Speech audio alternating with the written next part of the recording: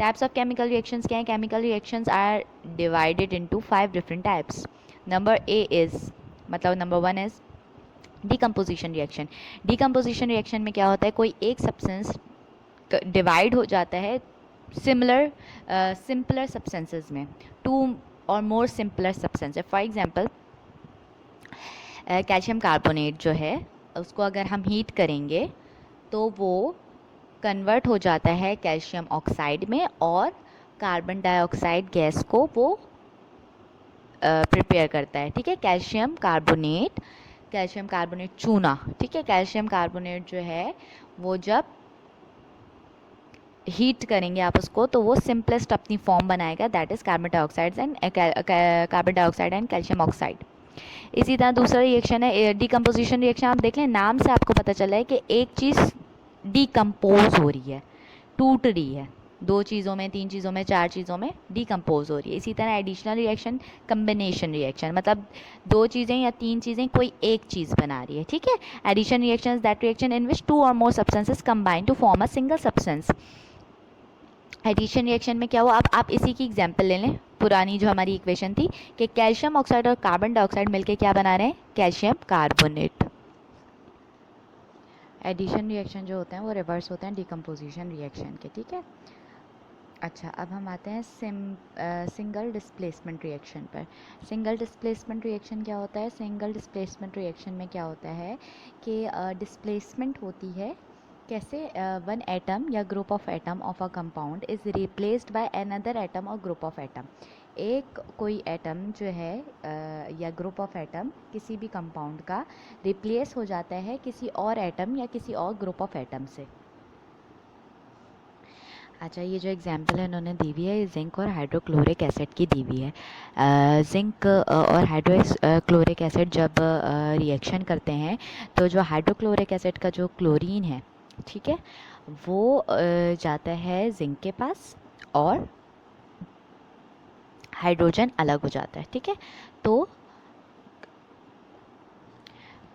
जो हाइड्रोजन है hydrochloric acid का, वो रिप्लेस हुआ है किससे? जिंक से.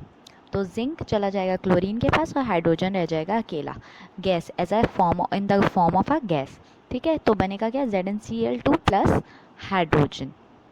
इसी तरह हम आते हैं फिर डबल डिस्प्लेसमेंट रिएक्शन पे. डबल डिस्प्लेसमेंट रिएक्शन क्या होता है?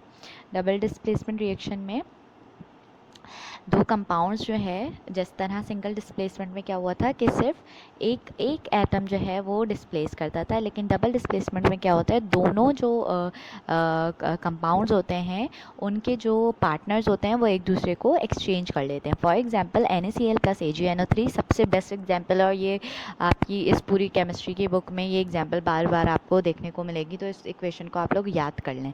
NaCl प्लस AgNO3, तो इसमें क्या होगा? AgCl बन जाएगा, मतलब क्लोरीन को ने रिप्लेस किया Ag को, और सॉरी हाँ, क्लोरीन ने रिप्लेस किया NO3 को, तो वो जाकर कहाँ चला गया? Ag के पास, AgCl बना, और NO3 ने क्योंकि क्लोरीन को रिप्लेस किया था तो वो सोडियम के पास आ गया, तो NaNO3 बन गया. ठीक है, ये होता है पार्टनर्स की एक्सचेंज हो जाती है. This is called as double displacement reaction. इसी तरह आता है फिर आपका कंबस्जन रिएक्शन. कंबस्जन रिएक्शन में क्या होता है? कंबस्जन का मतलब होता है हीट.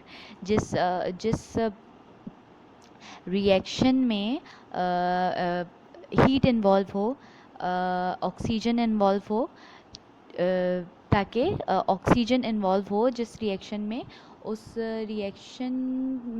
रिएक्शन को हम जो है कंबस्जन रिएक्शन कहते हैं. और इसमें होता ये है कि ऑक्सीजन इन्वॉल्व होती है और वो हीट प्रोड्यूस करती है, हीट एनर्जी प्रोड्यूस करती है. ठीक है, क्या होगा? कार्बन प्लस ऑक्सीजन कंबाइन हुए, कार्बन और ऑक्सीजन, और उन्होंने बनाई carbon dioxide plus heat energy. In this reaction carbon is burn with oxygen to form carbon dioxide along with the evolution of heat. यानी कार्बन के साथ ऑक्सीजन मिल रही है और वो ना सिर्फ कार्बन डाइऑक्साइड बना रही है बल्कि एक तरफ से वो इवॉल्व कर रही है क्या? हीट एनर्जी भी. अच्छा जनाब, केमिकल इक्वेशन पे आते हैं. केमिकल इक्वेशन क्या होती है? वो कोई सा भी एक ऐसा मतलब केमिकल इक्वेशन बेसिकली एक ऐसा एक्सप्रेशन है जो कि जिससे आप किसी भी केमिकल रिएक्शन को शो कर सकते हैं, रिप्रेजेंट कर सकते हैं किस तरीके से, in terms of symbols and formulas. ठीक है, तो हम इसमें जितनी भी हमने इक्वेशंस पढ़ी हैं उनमें से कोई सी भी एग्जांपल हम दे सकते हैं। यहाँ पे हमने कार्बन और ऑक्सीजन की एग्जांपल दी हुई है, दैट इज़ कार्बन डाइऑक्साइड जो कि बन रहा है, ना सिर्फ कार्बन डाइऑक्साइड बन रहा है बल्कि याद रखिएगा कि जब कार्बन और ऑक्सीजन एक साथ मिलकर कार्बन डाइऑक्साइड बनाते हैं तो वो ना सिर्फ कार्बन डाइऑक्साइड बनाते हैं बल्कि हीट एनर्जी भी इवॉल्व करते हैं। अच्छा, केमिकल इक्वेशन की बैलेंसिंग बहुत ट्रिकी होती है। ठीक है, कुछ उसके पॉइंट्स हैं जो आप याद रखेंगे तो आपके लिए खुद आसान हो जाएगी चीज़।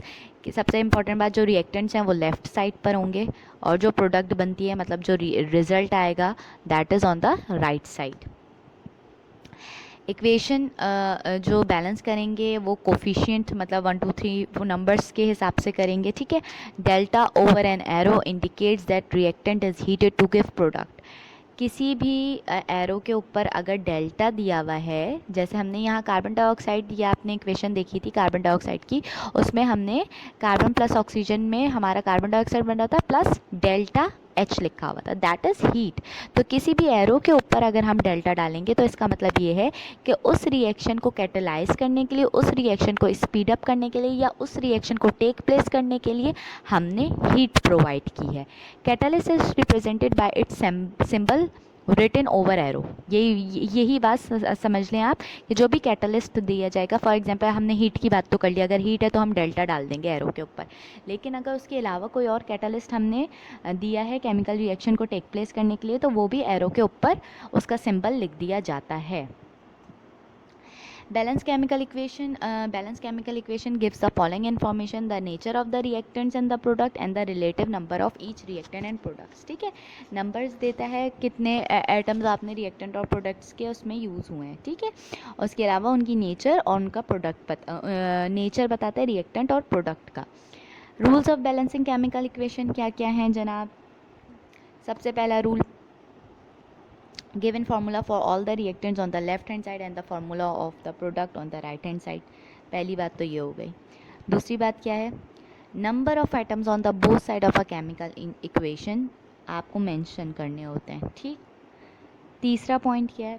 If the number of atoms appear more on one side then the other, balance the equation by inspection method. For this purpose multiply the formula by coefficient so as to make the number of atoms same on both side of an equation. Simple see बात है, अगर एक तरफ number of atom ज़्यादा हो रहे हैं दूसरी तरफ कम है तो आपको फिर वो बैलेंस करना होता है नंबर्स डाल डाल के, कोफिशिएंट्स डाल डाल के, ताकि इक्वेशन बैलेंस हो जाए। The covalent molecule of hydrogen, oxygen, nitrogen and chlorine exist as diatomic molecule. जो कोवेलेंट मॉलिक्यूल्स होते हैं, गैसेस जो हैं, ये आपकी नाइट्रोजन गैस है, क्लोरीन है, ऑक्सीजन है, ये सारे डायटोमिक फॉर्म में मौजूद होते हैं। ठीक है, इनको डायटोमिक फॉर्म्स में ही लिखना होता है rather than isolated atom, hence we must write them as such in chemical equation।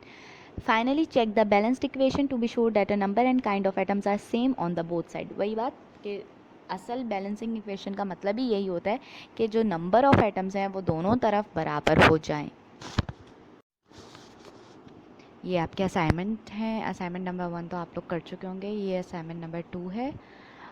ये आप लोग इस थर्सडे तक सबमिट करवा दें।